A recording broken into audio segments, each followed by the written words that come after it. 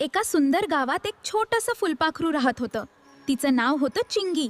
चिंगी खूप सुंदर होती, पण तिला एक दुःख होतं. मी एवढी छोटी, मी कधी मोठं काही करू शकेन का? एका दिवसात भयानक वादळ आलं. सगळे पक्षी भीतीने झाडामध्ये लपले. फुलं तुटली, छोटे किडे अडकले. तेव्हा चिंगीने विचार केला, मी छोटी आहेत, पण काहीतरी मदत नक्की करू शकते.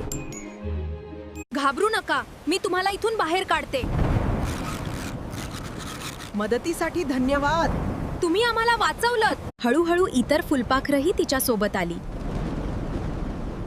थोड्याच वेळात सगळे छोटे जीव सुरक्षित झाले. वादळ शांत झाल्यावर जंगलातील मोठा गरुड म्हणाला, आज आम्ही मोठे पक्षी लपलो होतो, पण एका छोट्या फुलपाखराने सगळ्यांना वाचवलं.